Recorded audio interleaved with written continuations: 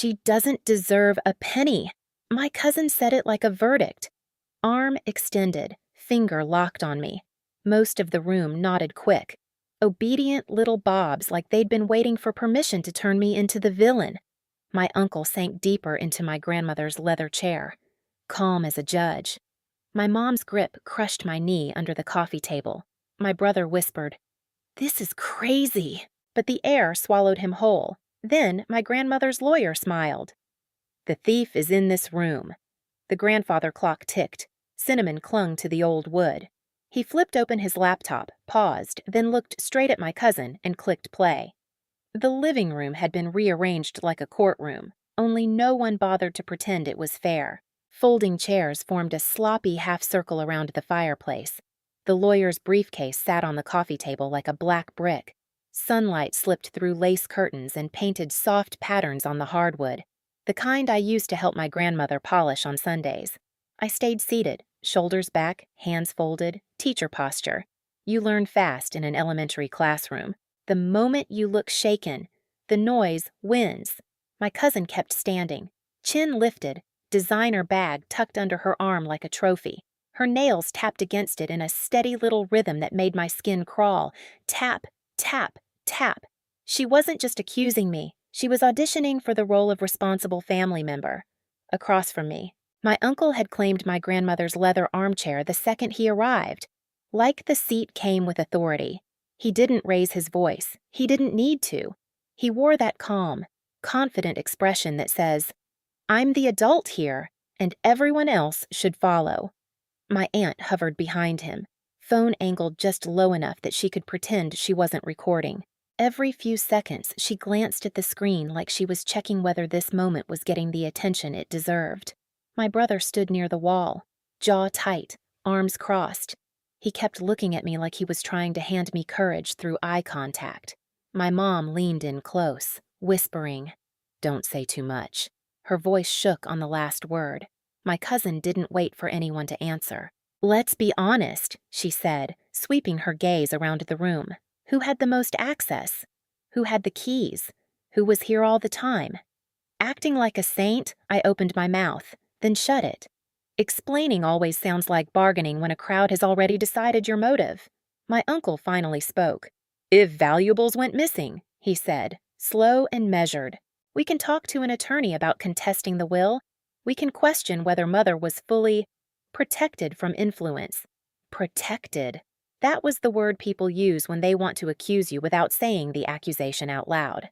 My aunt nodded too quickly. "I mean, I heard things," she added, "like gossip was evidence. Someone said you were seen at that fancy appraisal place downtown." The room hummed with agreement. Not loud, worse, quiet, certain. I kept my face still, but my palms were cold, and my throat felt tight enough to bruise. I looked at the lawyer, waiting for him to cut in, to correct them, to stop this. He didn't. He just watched, patient as a man letting a trap close on its own. On Sundays, my grandmother's house had rules that weren't written down. Shoes by the door, tea first, always. The same small radio in the kitchen, low enough to feel like background breathing, and the smell cinnamon baked into the curtains. The cabinets. The old wood, like the house itself, had learned comfort. For 3 years, that was my routine. I'd come after my errands, still in whatever simple dress I wore to teach all week, and she'd look up from her chair like she'd been expecting me. Not surprised, not impressed, just steady, as if showing up was the only currency that mattered. I didn't come for money. I came because she didn't like eating alone, because she'd ask me to read something small on her phone and then laugh at herself when she hit the wrong button, because she'd tell the same story about her old bakery and somehow make it sound new every time. That's why it hit so weird the first time she said something was missing. We were in her bedroom, and she was going through her jewelry box with that careful, patient focus she used when she was deciding which sweater to donate. She paused. Her fingers hovered over an empty space. "Huh," she said, like she'd misplaced a spoon. "That's not where it goes." I leaned in. "What's not?" She didn't panic. She didn't accuse. She just looked at the velvet lining like it might answer her. "A piece I wore a lot," she said, then shrugged. "Maybe I put it somewhere safe."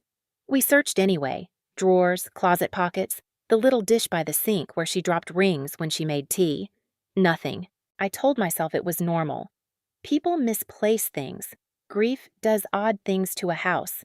A week later, she mentioned another item. Same tone. Calm, observant, almost curious. Then she started asking questions that didn't match her calm. "If someone comes in when I'm not home," she said once, stirring her tea, "how would you know, like—" "A break-in," I asked. "Not a break-in," she corrected, and her eyes stayed on the spoon. "Just someone who thinks they belong." Another Sunday, she watched me scan old photos into a cloud account I'd set up for her. "So if something is saved there," she said, "it doesn't disappear, it shouldn't." I told her. "It backs up."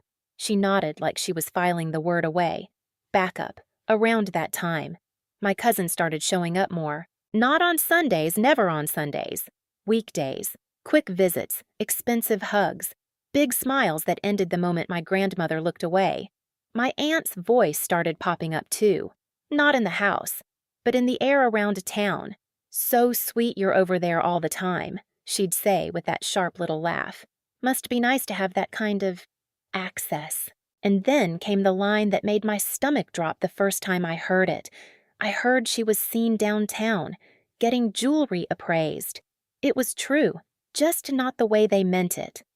I had gone with my grandmother. She wanted insurance updated. She wanted things documented. She wanted proof. And I didn't realize, not yet, that she was already building a case quietly against someone who didn't think she was paying attention. My grandmother didn't say, "I think someone is stealing from me." She said something worse, because it was calmer. "I don't like not knowing." She told me one Sunday, like she was talking about the weather, "If it's nothing, fine. If it's something, I want to be sure." She said it at the kitchen table, fingers wrapped around her mug, cinnamon steam curling up between us. The radio hummed in the background. Outside, the roses moved with the breeze like they were listening too. I was the one who asked the obvious question. "Do you want to change the locks?" She shook her head. "If I change the locks. Whoever it is will get careful. And then I'll never know who would do that to me." That sentence landed heavy, not because I didn't believe her, because I did.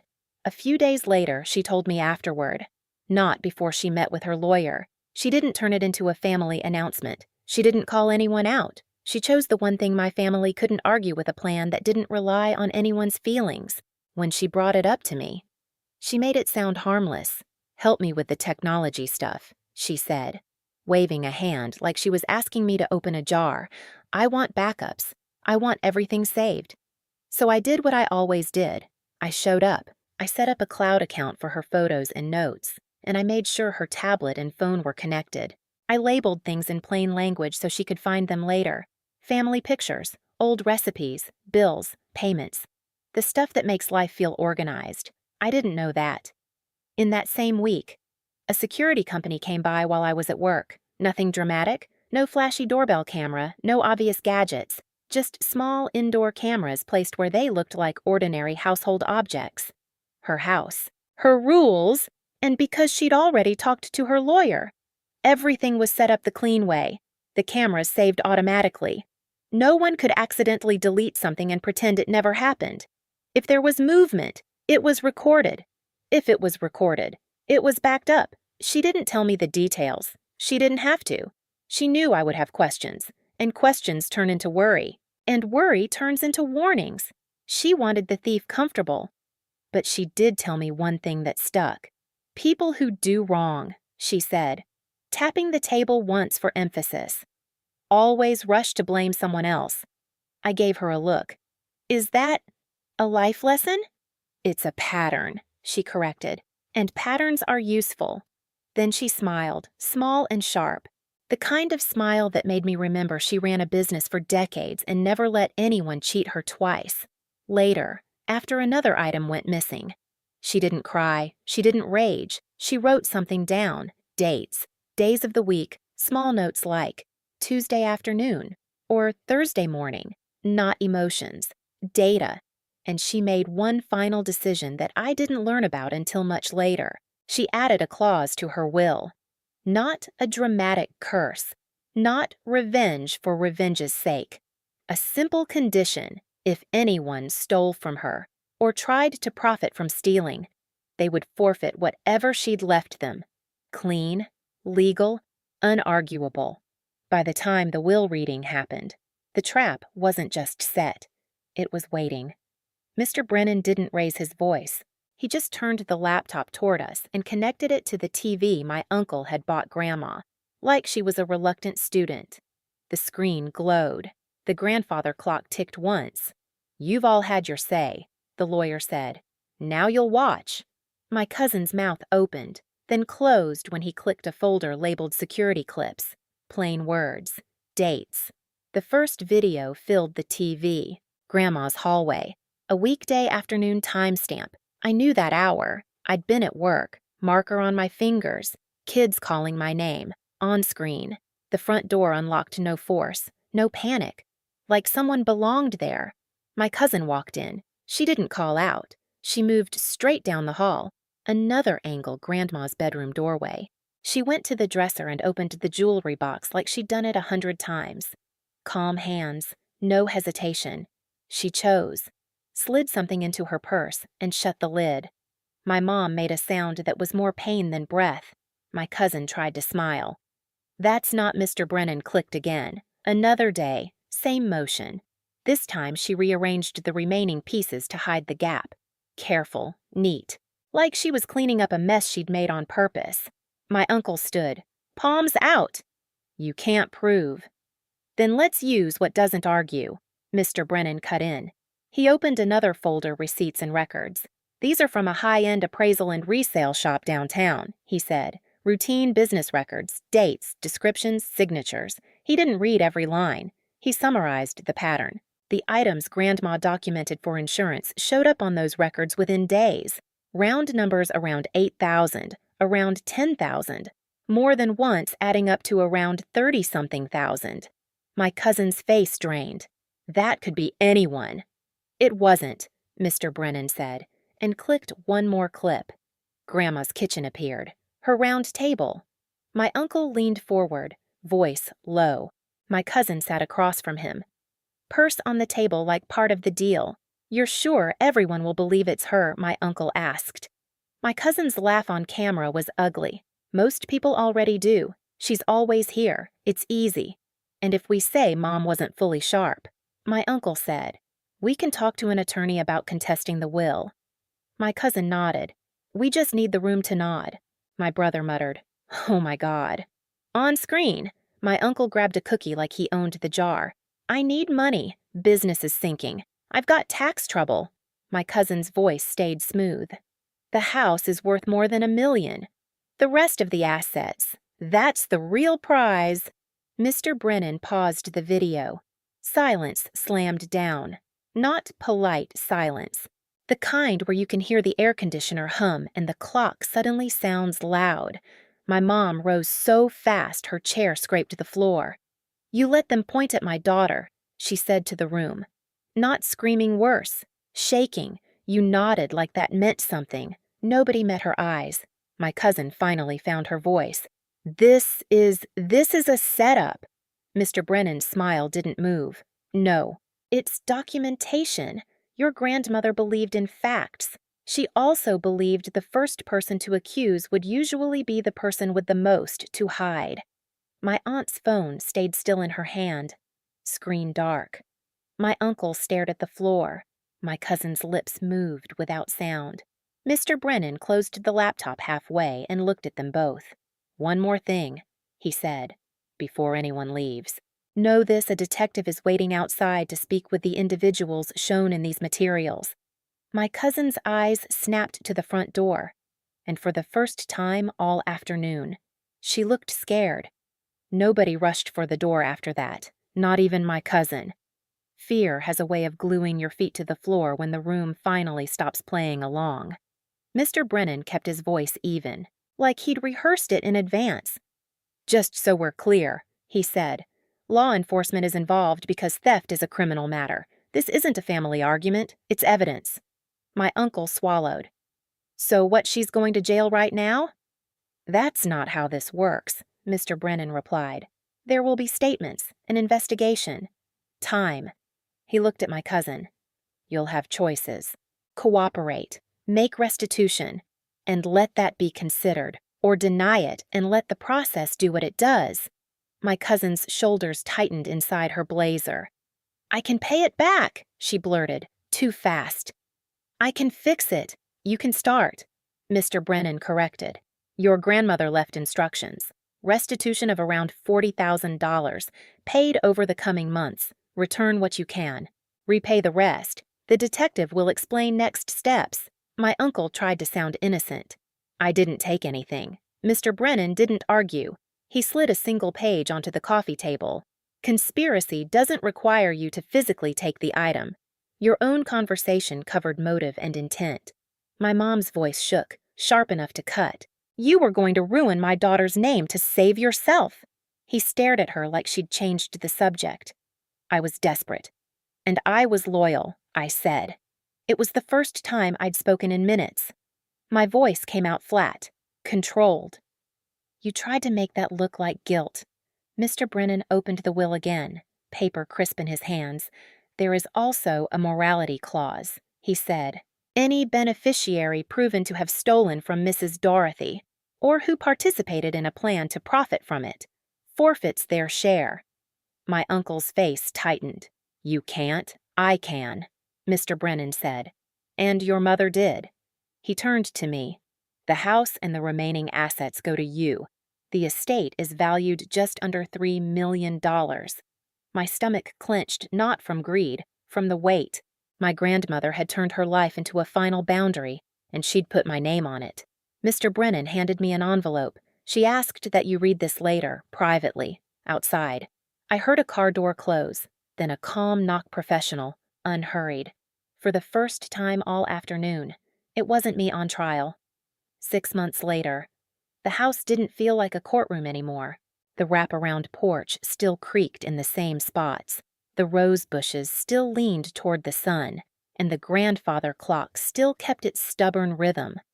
But the air had changed, the kind of silence that used to sit in the corners, thick. Judging was gone.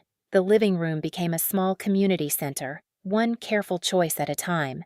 A reading corner by the window, low shelves, a table for homework help. The kitchen became a teaching kitchen, not fancy, just clean and warm. Every Thursday, cinnamon returned like a promise that didn't need words. The legal parts moved the way real life moves slow, documented, measured in months. Restitution payments came in on a schedule. Some pieces were returned, some were gone for good. Either way, the truth stayed put. I saw my cousin once across a grocery aisle. No designer confidence, no sharp laughter, just a tired face and eyes that didn't know where to land. My uncle never reached out. I stopped waiting.